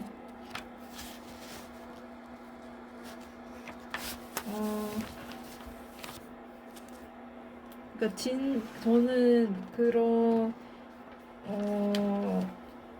그러니까 아까 교수님이 말씀하신 것처럼 내 멋대로 해라에서는 그런 파탄에 이르는 얘기로 끝나잖아요. 그 내 멋대로 해라는. 근데 이제 누벨바그 영화에서는 감독이 누구였더라? 그러니까 그 링클레이터 감독은 이제 아까 그 홍상수 감독 얘기한 것처럼 생산적으로 다시 만들려고 했던 것 같아요. 그 주인공들의 그 에피소드를 통해서. 그러니까 제가 발견한 건, 그러니까 진 세버그라는 이제 그 파트리샤 역을 맡은 배우가 이게 그 남편의 그 열렬한 그 보조를 받아서 맨 이제 뭐만 하면 남편이 나타나서 도와주잖아요, 다. 그래서 그 뭐 찡얼거리는 것도 다 받아주고 막 그랬었는데, 그러니까 그런 남편의 보조를 받아서 할리우드에서 살아남는 게 목적이기 때문에 둘 다 그걸 바라보고 그렇게 열정적인 거예요. 그러니까 욕심이 좀 있는 배우라는 걸 티가 나는 장면이 또 하나가 있었던 게 이제 그 기자들 앞에서 잠깐 나오는 모습이 있었는데, 그때 이제 뭘 제일 원하냐고 이렇게 물어봤을 때 그런 그 질문을 하나 던졌었는데, 그랬더니 처음에 농담처럼 이게 뭐 뭐 비싼 가방 뭐 이런 거, 다이아몬드 이런 걸 원한다고 이렇게 물질에 대한 욕망을 그냥 막 이렇게 펼쳤다가 농담이라고 얼버무리면서 이제 기자들 뒤로 이제 나가요. 근데 그런 장면에서 알 수 있듯이, 그러니까 그 이 여자 배우의 어떤 목적이 여기 그 파리에 있는 목적도 확실한 그런 사람이라고 볼 수 있었는데, 거기까지는. 근데 이제 고다르와 촬영을 하면서 그 20일 사이에 이 사람이 바뀌는 게 보이는 거예요. 그러니까 어떻게 바뀌냐면, 이제 마지막에 이제 영화 끝날 때쯤에 막 다큐멘터리인 것처럼 끝나면서 그 배우들 얼굴 보여주면서 이제 그 밑에 자막이 이렇게 나오면서 진세버그는 그 끝내 남편하고 이혼하게 됐다는 말도 나올 정도로, 그러니까 이제 그런 변화가 급격했다고 볼 수 있는데, 이 20일 사이에 있었던 일이. 그러니까 이혼하게 될 만하다는 생각이 들었던 게, 또 중간에 보면 그 장폴 벨몽도 상대역 있잖아요. 상대역하고 되게 이제 내적 친밀감이 많이 높아진 게 보여요, 가면 갈수록. 그러면서 나중에 막 옷도 어깨에 걸쳐주고, 가운 여자가 남자한테 걸쳐준, 아니 남자가 여자한테 걸쳐주고 막, 여자가 남자한테 걸쳐주고 막 이러니까, 그러니까 막 둘이 막 농담하고 웃고 떠들고 막 이러고 있는데, 근데 그거를 딱 남편이 갑자기 들어오는 바람에 그 어색하게 다시 그 여자의 옷을 남자가 돌려주는 장면이 나올 정도로 엄청 친해지고 했다는 게, 그러니까 그러니까 그렇게 될 정도의 변화를 겪었다는 건데, 그럼 그 변화가 뭐냐 했을 때, 저는 이제 그게 그 마지막 장면을 촬영할 때 있잖아요. 그래서 뭔가 그 이제 내 멋대로 해라에서는 입술을 이제 이렇게 부비는 거, 그러면서 역겹다는 게 무슨 뜻이죠 하는 걸로 끝나는데, 근데 이제 그거에 대해서 이제 고다르 감독이 이제 이 누벨바그 영화에서는 진세버그 배우한테 지갑을 솔직하게 훔쳐라, 지금 그게 제일 중요한 건 그거지 않냐, 이런 식으로 지시를 하지만 그럴 수가 없다고, 자기는 못 그런다고, 자기 솔직한 물질에 대한 욕망은 사실 있는데도 불구하고 아닌 거, 그거를 이 상황에서 자기가 어떻게 그러냐고 거부를 해요. 그러니까 그러니까 그동안 고다르의 지시를 거의 다 따라왔는데, 물론 마음에는 안 들지만, 근데 이제는 자기가 이제 그러니까 더 이렇게 물러날 수 없는 선 같은 거를 이제 자기 스스로 확인한 것 같은 그런 장면이었던 것 같아요. 마지막 장면 촬영하는 장면이. 그래서 그러니까 이렇게 그래서 이제 그 미셸의 제스처를 따라하는 걸로 끝날 수밖에 없었던 게 그랬던 것 같은데, 그러니까 이 진세버그가 겪은 변화가 자기가 이제 물질에 대한 욕망이 이렇게 강한 사람이지만, 근데 그거를 양보할 수 있을 정도로 이 자기의 진짜 솔직한 마음이 뭔지 확인하게 되는 거, 그게 중요한 그 서사였던 것 같아요. 그거요. 난 그것도 나는 굉장히 중요하다고 생각해요. 그 장면이. 근데 난 어떤 식으로 봤냐면, 조성의 연세대 교수의 고다른 네모테레라와 미치광이 피에로에 나타난 공감미학, 프랑스 문화예술연구 30집에 나온 얘기, 거기에 미셸 얘기가 나와요. 나는 그 미셸 얘기하고 주인 세버그의 이 얘기하고 이렇게 말하자면 중첩되는 느낌을 받았어요. 그러니까 거기서 남성이 그러죠. 여기서 여자가 맞아요, 그러는 것 맞아요, 같아요. 맞아요. 그래서 그 미셸 얘기의 분석을 이 교수 조성애 교수의 분석을 좀 한번 정리를 해볼게요. 그러니까 중심부에 편입되기를 강렬히 원하는 주변인이고 파리로 가는 거는 돈과 여자와 이름을 찾기 위해서고 그러니까 이제 뭐 주변에 공간도 안 보이고 자동차하고 무조건 경쟁하는 거고 그죠? 그러니까 파리로의 상경은 뭐라고 묘사하냐면 물질적으로 풍요롭게 즐기고 싶은 젊은이들의 미친 듯한 욕망, 부를 자랑하며 거리를 소유하고 싶은 이들의 강렬한 환상을 표출하는 공간을 정복하고자 하는 욕망을 의미한다. 샹젤리제죠. 근데 그거는 궤도의 진입의 성공과 실패라는 규칙에 순종하면서 순환에 편입되거나 소외 중 다른 선택의 없는 양자택일의 이분법적 세계이다. 이 거리에 속하고 이 거리를 지배하고 싶은 강렬한 욕망에도 불구하고 이런 이분법 체계 앞에서 권태와 구토를 느끼는 미셸은 기꺼이 자신을 조금을 자초한다고 할 수 있다. 하나만 더 보면 근데 여기서 내가 이 조성의 교수의 의견하고 약간 다른 게 하나 있는데 그 끝부분이에요. 슬픔과 무 중에서 슬픔은 타협이며 낭비이며 어리석다고 말하면서 차라리 무를 택하겠다고 말한 현자와 같은 모습. 현자 아니죠.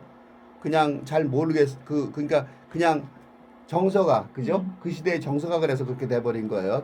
말하면 그 구토가 역겹다는 게 일상화돼서 그렇게 된 건데 중요한 거는 마지막 그의 죽음이 악당의 죽음이라기보다는 절망으로 인한 죽음이다. 이 말은 맞는 것 같죠? 네. 그래서 정리를 어떻게 했냐면 그의 변화에는 신부르주아 사회의 행복주의 이념에 대한 회의가 제시되고 있다. 바로 그런 점에서 할리우드 영화식의 악당에서 모든 거짓 희망에 대해 철저히 거부하는 이방인의 메루소로 변하는 미셀에 대해 이해할 수 있게 된다. 그가 마지막으로 내뱉는 구역질 나는구만 이라는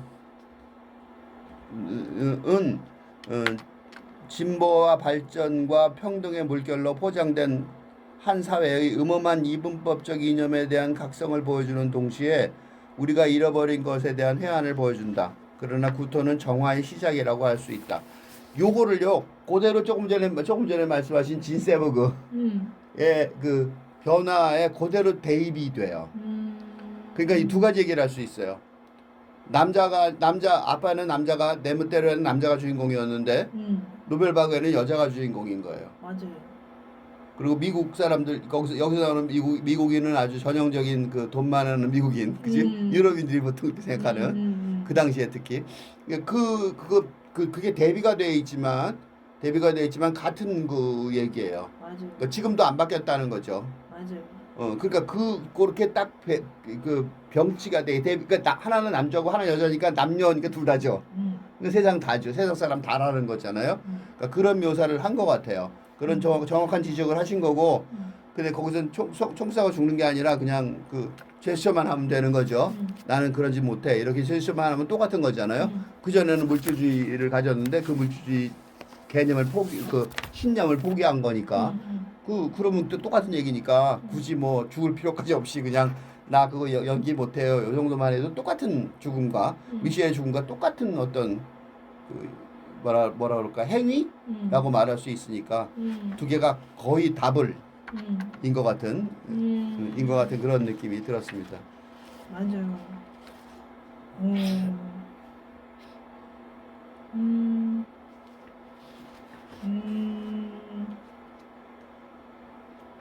이제 하나 이제 또 궁금한 건 또 질문이 또 있는데 이제 그 대사도 고다르가 극 중에서 대사도 그렇게 해요. 우리 탐구를 계속해요. 즉흥성과 돌발성의 탐구. 우리만 할 수 있으니까. 그러니까 이제 즉흥성과 돌발성 그런 우연에 대한 그런 관심이 영화에서 또 이제 그 핵심인데 그리고 그러니까 다루고 있는 부분인데 그러니까 이게 그리고 또 그거에 대해서 이제 근데 그렇게 고다르는 그렇게 얘기하지만 진 세버그는 극 중에서 또 이런 말을 해요. 엉뚱한 막간이 가득하네요라는 대사를 막 5번 여섯 막 5번까지였나 하여튼 했던 것 같거든요. 그러니까 어 그러니까 그렇게 이제 우연의 어떤 어 그 기대는 그런 그러니까 그런 그 우연이 이제 어 그러니까 그 우연에 대해서 우연이 얼마나 중요한지에 대해서 이제 그 고다르가 촬영팀하고 약간의 갈등을 겪으면서 그 장면에서 이제 그 우연이 얼마나 중요한 건지에 대해서 좀 쉽게 설명해주는 장면이 있었는데, 그러니까 그 촬영을 하는데 컵이 구석탱이에 있는데 그 컵이 이제 원래 없었던 게 거기 있어가지고 그거를 치우려고 한 거예요. 근데 그거를 치우면 안 된다. 고다르가 되게 강하게 말리면서 그러면 안 된다. 너 같으면 숲을 찍으려고 하는데 나무랑 동물을 다 베어버리고 없애버리는 게 말이 되냐고 생각하냐 이렇게 얘기하면서 치우지 말라고 그 우연의 중요성을 강조하는데, 근데 이렇게 얘기를 한 이유가 그 우연이라는 거의 중요성이 사실 도대체 뭔지, 그러니까 우리가 그 그러니까 그 이 즉흥적이고 돌발적인 거에가 단순히 우연이기만 하면 안 되지 않나였어요. 그러니까 근데 이제 영화에서 그런 이 즉흥성과 돌발성이 진 세부가 말했던 엉뚱한 막감 같은 느낌이 더 왜 강한 것 같지? 이런 생각이 드는 거예요. 그러니까 이거하고 대비되는 그 즉흥성과 돌발성에 대한 얘기를 고다르의 그 진짜 실물 고다르가 인터뷰한 내용에서 있었는데, 그걸 한번 읽어보면 어 그러니까 인터뷰 내용이 또 두 개가 있는데 두 개 다 읽어볼게요. 하나는 영화는 덩어리들의 연속체입니다. 돌을 들어서 그것들을 나란히 두는 것으로 충분하죠. 가장 중요한 것은 단번에 좋은 돌들을 취하는 것입니다.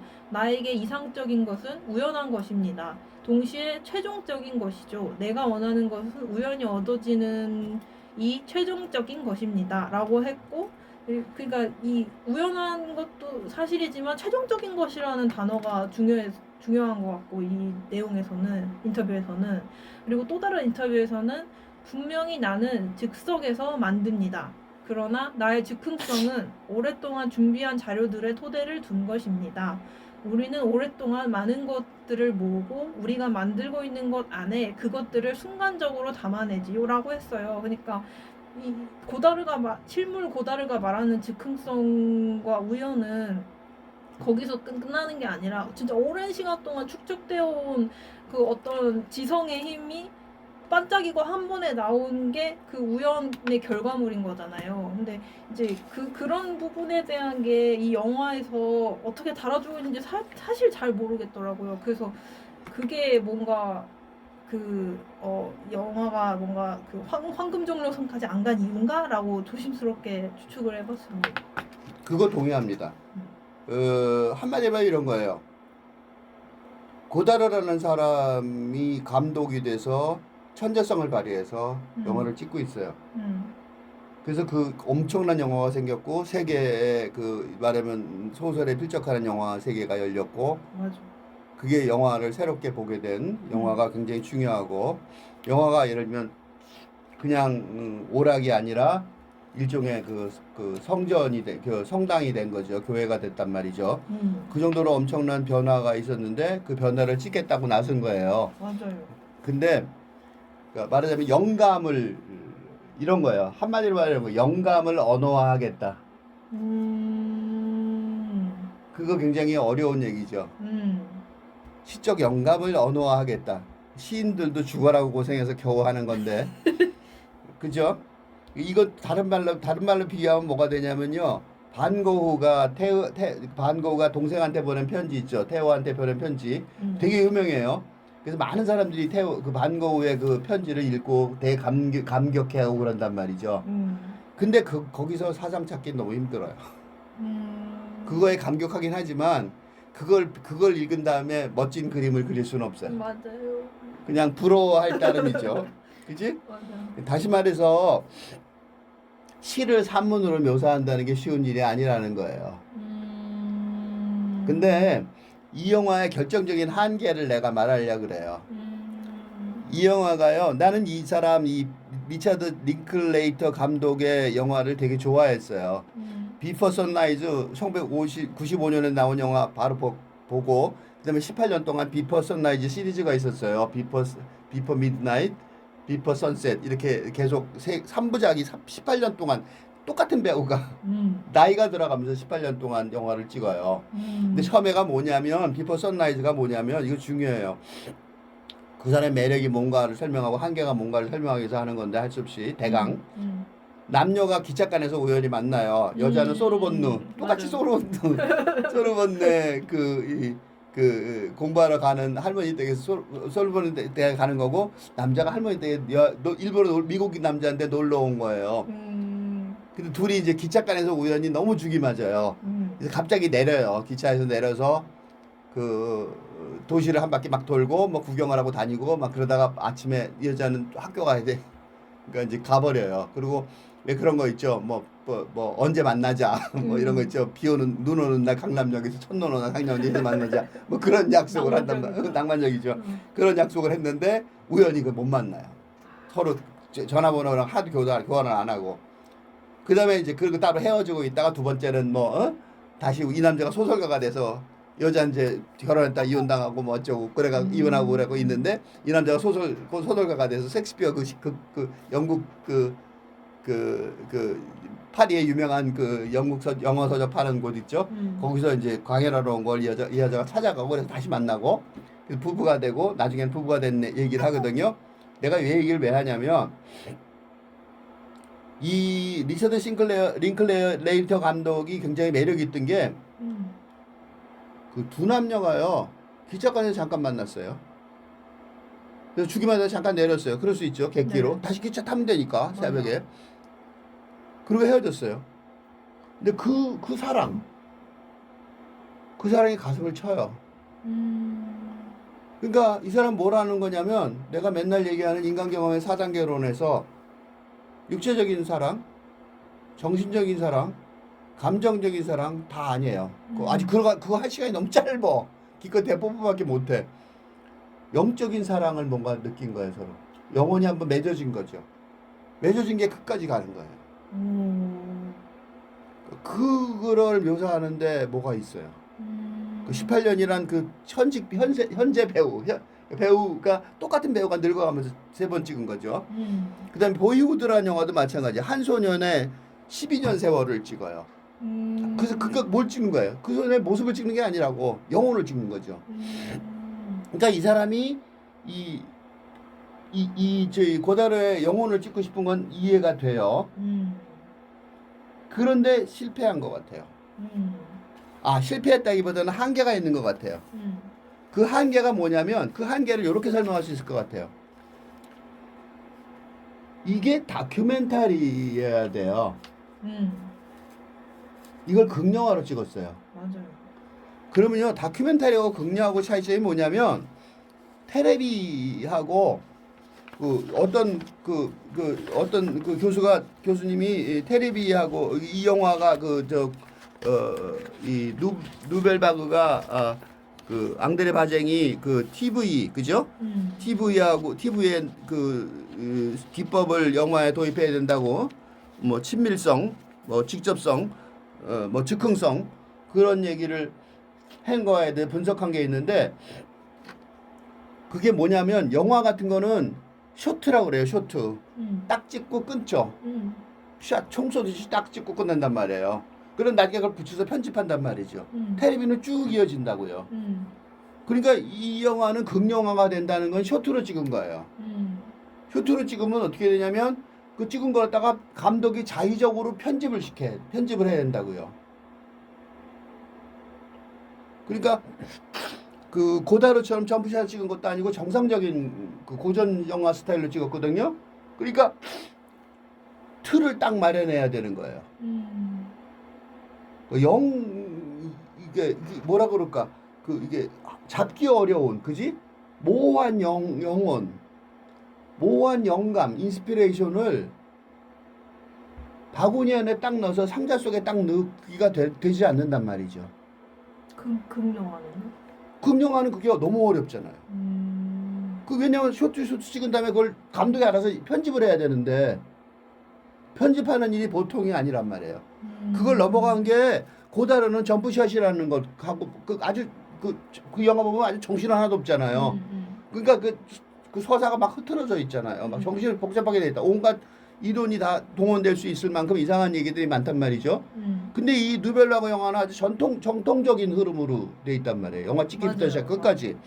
그러려면 그 고다르 감독의 영혼 또는 그 영감 이거를 정확하게 산문적으로 잘 분석돼 있어야지 가능한 얘기예요. 영화예요. 그러니까 감독이 그걸 잘 분석해서 설명한 상태가 돼 있어야 되는 거예요. 설명할 수 있는 상태. 말로. 그 정도가 돼야 되는 거죠. 근데 이 영화에서는 고다르 감독이 고민하다가 오늘 영감이 안 떠올라요. 오늘 촬영 끝하고 나가는데 다들 황당해한데 중요한 거는 그 안에 있는 그 영상 안에 있는 사람들만 황당한 게 아니라 관객도 황당하단 말이죠. 이거 도대체 왜 그러는 거지? 이렇게 된단 말이에요. 맞아요. 그러니까 그 공부가 부족했다는 거죠. 아까 얘기했잖아요. 준비한 자료를 통해서 즉흥성, 그 준비한 자료가 없다는 거예요. 그 준비한 자료가 없을 수밖에 없어요. 그건 뭐예요? 사상이거든. 탈근의 사상이란 말이죠. 그 사상이 없으니까 굉장히 아름다운 프로젝트를 너무나도 멋진 도전을 했는데 미흡하게 돼버린 거예요. 맞아요. 홍상수 감독은 달라요. 홍상수 감독은 영화를 보면 계속해서 생각하게 만들어요. 맞아. 저 사람이 무슨 사상으로 저 말을 하는 거지? 그 질문 때문에 정신이 없어요. 홍상수 감독 보면. 이 영화는 머리를 쓰게 하나도 안 했어요. 그냥 고다르 감독이 영감을 발휘하는데 우리는 구경만 하고 있는 거죠. 맞아. 그러니까 홍상수 감독을 가서 영화 촬영하는데 옆에서 구경한 거예요. 홍상수 감독 촬영하는데 옆에서 구경하고 방에 놀았다 그래서 홍상수 감독의 하는 뜻하는 바를 배울 수는 없단 말이죠. 근데 거기서 끝났단 말이에요. 맞아요. 그러니까 고다르 감독이 분명히 한 것 다큐멘터리처럼 잘 만든 것 같은데 뭔가 고다르 감독이 왜 그랬는지 하고 질문했을 때 대답할 말이 없다는 거예요. 맞아. 그게 그런 답답함이 지금 아까 말한 그러니까 진세버그의 엉뚱한 막강이 가득하네요가 더 설득력이 있게 맞아요. 꼭 그게 말이 안 되죠. 그게 맞아. 안 되고 그 사람이 설득당해야 되는데 거꾸로 관객이 그쪽이 더 맞는 것 같아. 이렇게 일말이라도 느낀다면 그거는 혁명이 실패했다. 영화 혁명이 실패했다. 근데 고다르는 실패 안 했잖아요. 그죠?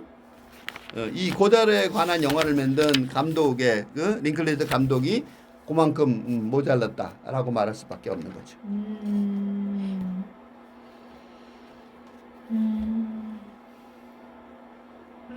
그래서 그게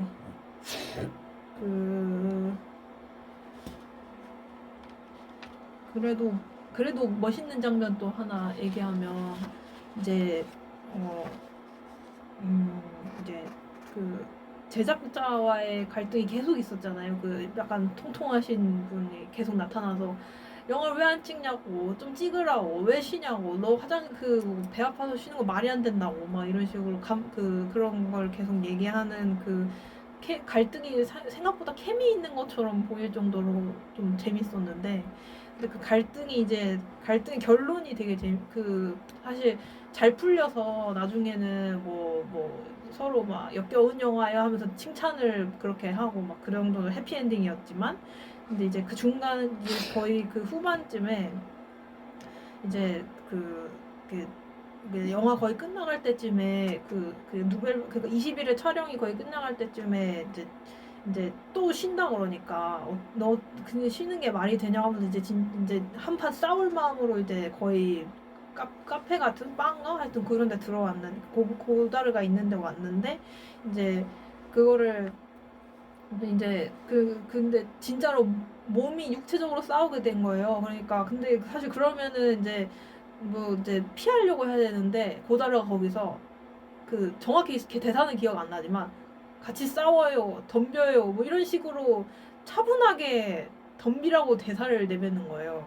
그래서 이제 그게 이제 싸우는 것조차도 고다르 그 거기 이 누벨바그에서 그려지는 고다르는 감정적인 통제가 불가능한 뭐 그런 상태가 전혀 아니라 완전히 계산된 것처럼 그러니까 사상이 분명히 그 일상에서도 그게 그 계산이 될 정도로 철저히 그런 이제 그 객관적인 거리감이 유지가 가능한 사람인데 그러니까 그런 그 멋있는 인물인 거잖아 엄청 그런 인물을 근데 이제 그런 인물의 그 멋있음이 어디서 나오냐 그게 안 나온 게 이제 아까 영화의 한계였다고 계속 얘기가 나왔지만 사실 그 장면을 보고는 되게 멋있었어요 그런 저런 감독이면 진짜 신뢰할 만하겠다 하는 그 신뢰가 약간 생기려고 했던 장면이었던 것 같아. 그거요. 그거 난 무슨 생각이 들었냐면 그 순간에 음. 그 갈등을 보면서 프로이드하고 락강 생각을 했어요. 음. 프로이드가 그 정신분석의 시작이죠.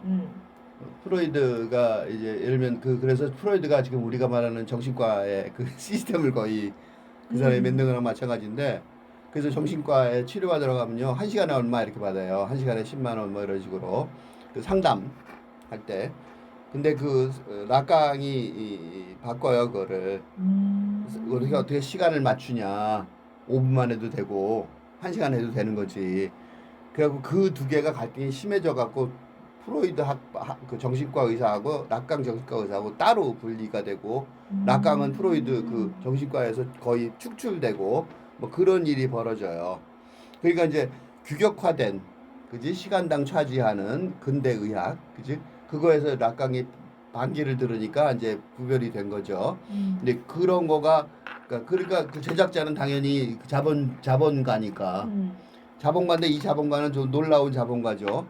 예, 누벨바그에 그죠? 근데 물론 당연히 이 자본가가 온 거는 그 까이에드 시네마의 다른 친구들은 다 데뷔를 해서 뭐 400번의 후타 뭐 이런 것들은 다 뭐 엄청나게 유명해져 버렸는데 거기서 가장 핵심 브레인인 이 응? 고다르만 안 하고 있고 씩씩대고 29살까지 못 메웠다고. 그러니까 이제 분명히 투자할 만한 가치가 있는 거예요. 그리고 이론이 가장 뚜렷한 사람이고 평론가로 이미 알려진 사람이니까 투자할 만한 가치가 있다는 걸 알고 있는 사람이에요. 그러니까 자본가로서 그렇게 분석할 수 있는 능력이 있는 거죠. 그래서 그 자본가도 보통 눈을 가진 자본가가 아닌 것 같아요. 근데 그 당시에 그런 사람들 많았어요. 어떤 경우가 있었냐면 1920, 30년대 고호 그림 같은 것들이 지금 어디에 많냐면 러시아하고 미국에 많아요. 왜 그러냐면 그때 눈 밝은 자본가들이 다 사갖고 그때 너무 싸게 산 거죠. 그래서 지금 뭐 뉴욕의 그 미술관이나 그런데 고호는 저 러시아에는 페터스부르크 미술관에는 그 피터스버그 만든 피터 대제가 사람을 보내서 똑똑한 사람을 보내서 수집한 거고 미국은 미국 사람들대로 유럽의 그 뛰어난 문명 베레포크 시대의 뛰어난 그 문명에 대해 감탄하면서 배워간 거거든요. 그러니까 그때 자본가들도 눈이 되게 밝았다고 볼 수 있어요. 그러니까 이 자본가가 그렇게 그 뭐라 그럴까 완전히 돈만 밝히는 자본가였으면 그런 무시무시한 투자 벤처죠 거의 벤처를 했을 리가 없겠죠. 맞아. 그래서 그거는 아주 그리고 아마 내 생각에는 그 자본가가 그 영화에 나중에 친구 얘기가 나오죠. 이 고다르는 오랫동안 살고 많은 영화를 찍었잖아요. 그 자본가하고 친구처럼 진짜 그랬을 가능성이 많으니까 그래서 친구란 말이 생긴 것 같아요. 그러니까 자본의 영화가 어쨌든 영화는 그 다른 예술과 달리 자본하고 손잡아야 되는 거죠. 맞아요. 그러니까 그 자본하고 그런 갈등이 시작된 것도 그러니까 그런 갈등이라는 게 그 전까지는 없었을 거 아니에요. 작가주의 영화가 생기면서 그 갈등이 시작됐겠죠. 그러니까 홍상수 감독은 어떻게 찍냐면 자기 돈으로 찍죠. 그러니까 홍상수 감독은 그래서 자기가 내 돈을 들여서 내가 찍고 그러니까 저 간섭을 안 받겠다 이거죠. 그럴 수밖에 없는데 보통 사람들은 자본의 영향을 받고 그렇게 자본의 영향을 받는데 자본가들이 눈이 안 밝으니까 지금 세계 영화계가 비틀거리고 있는 거죠. 엉뚱한 영화 집어넣고 마오 그러니까 돈 낼 사람이 없는 거고 뭐 그런 눈이 높아야 되는데 그런 눈이 안 높으니까 못 읽는 거죠. 그래서 이런 공부를 자본가들도 해야 되는데 그죠? 이게 돈벌이라고요. 지금 우리가 하는 얘기가 예술 토론이라기보다는 영화는 산업이기 때문에 산업가들도 지금 이런 분석을 우리가 하는 분석을 알아들어야 돈이 될 건데 네, 보고 있는지는 모르겠습니다. 이게 돈인데. 네. 저는 이제 거의 다 한. 나도 이제 한 가지만 더 하면 될 것 같아. 그냥 저는 이제 마지막 그냥 응원하는 차원에서 왜냐면 이제 또그 링클레이터 감독이 이제 공부를 많이 한 티가 또 나긴 했어요. 왜냐면 중간에 명언들이 좀 나오잖아요. 막 예를 들면 폴 고갱은 예술은 표절 아니면 혁명이다 이런 얘기하고 T.S. 엘리엇은 미숙하면 모방이지만 원숙하면 훔친다 이런 얘기를 하고 또 레오나르도 다빈치는 예술은 끝나지 않는다 다만 버려질 뿐이다 이런 얘기하고 사실 이거 되게 좋은 명언인데 그러니까 그런 거를 공부한 바탕은 분명히 있으신 것 같아요. 그래서 되게 뭔가 앞으로가 되게 기대되는 그런 감독인 것 같은데 그래서 이게 좀 아까 뭐 아쉬운 얘기를 또 했지만 그냥 앞으로 계속 이제 앞으로가 더 기대되는 그런 감독이지 않을까 이런 생각을 했어요. 아까 T.S. 엘리ot의 훔친다 그 얘기는요 보통 유명한 얘기가 아니에요. 나는 어디 T.S. 엘리ot 비평 중에 가장 유명한 비평에서 그게 핵심적인 주장이기 때문에 그 예술가라면 당연히 그 당시에 알만한 내용이고 링클레이터 감독에 대해서 내가 약간 아쉬운 말을 했지만 난 이 감독의 영화를 다 본 사람이고 굉장히 좋아하는 사람이에요. 그래서 사상이 좀 더 이게 얼마나 깊은 사상이 필요하다는 거를 좀 깨닫고 그랬으면 참 기가 막힌 영화를 만들었을 텐데 그런 아쉬움에서 말했습니다. 근데 그게 안 되는 이유를 지금 마지막으로 설명하려고 그래요. 그럼 어떻게 하면 돼? 내가 지금 비판만 했지 어떻게 하면 되느냐에 대한 설명을 안 했기 때문에 맞아요. 그 얘기를 좀 하나 해야 될 것 같아요. 홍상수 감독의 비밀이기도 한데 이 영화는 복잡해요. 어떻게 얼마나 복잡하냐면 액자 구조라는 말이 있어요. 그러니까 액자 속에 액자가 있고 액자 속에 액자가 있고 러시아 인형 있죠. 그 인형 속에 인형이 있고 또 있고 있는 그런 그죠? 그런 러시아 인형처럼 액자 구조라고 볼 수 있어요. 그래서 액자의 맨 마지막에는요 투르포라는 친구가 쓴 15쪽짜리 그거 시나리오였대요. 그러니까 고다르가 다 만들어야 되는 거예요. 15쪽짜리 시나리오가 뭐가 내용이 있겠어요? 그냥 줄거리만 겨우 있겠죠. 맞아. 그러니까 이 맨 마지막에 있는 액자 티르포가 쓴 시나리오 15쪽짜리 시나리오는 물론 시나리오라고 말하고 공동 작업이라고 말할 수도 있겠지만 구멍이 숭숭 뚫린 거죠, 벽이. 그러니까 벽이 그게 간단한 벽이 아니에요. 그 벽을 가지고 이제 그다음에 영화를 고다르가 만들죠. 고다르가 만드는데 그 만든 영화의 주인공들은 이게 어떻게 틀을 못 가누는 거죠. 그러니까 이 미셸하고 패트리샤가 도대체 어디까지가 그러니까 이탈리아로 간다는 것도 웃기잖아요. 이탈리아로 가는 거 아니라 틀이 없다는 거라는 걸 마찬가지 파리라는 틀이 있는 것도 아니고 그죠? 그러니까 이 고다르의 영화 자체도 영화 틀을 이렇게 만들려고 했는데 그 바깥으로 새 나가죠 전부. 삶이 역겹대잖아요. 실존주의 구토잖아. 그러니까 현실이 구토고 지금 이 체제가 구토고 이거 마음에 근본적으로 안 든다는 소리잖아요. 그러니까 틀을 짜려고 고전 영화를 만들려고 해도 안 만들어지는 거예요. 구멍이 다 벙벙 송송 새는 거죠. 그죠? 그러니까 액자는 액자인데 다 구멍이 뻥뻥 뚫린 액자예요. 바람이 술술 새고 물이 술술 새버리는 액자예요. 그러면 이제 그 감독 그게 이제 지금 이번에 만든 누벨박을 만든 링클레이터 감독이 거기다 또 액자를 하나 또 만든 거예요. 그 세 번째 액자는 고다르라는 사람을 잡으려고 그러는 거죠. 고다르라는 사람의 틀을 잡으려고 그러는데 아까 내가 길게 설명했지만 고다르라는 그 감독의 그 영감, 시적 상상력 그거를 이런 그지 사무. 다큐로 만들어도 다큐는 못 잡는다는 뜻이에요. 다큐라는 건 뭐냐면 여기 조금 여기 조금 여기 조금 해서 붙이잖아요. 그건 솔직한 고백이라고. 나는 전체는 모르겠으니까 아는 것까지만 붙였으니까 관객들이 알아서 하세요. 그러니까 다큐는 괜찮다고요.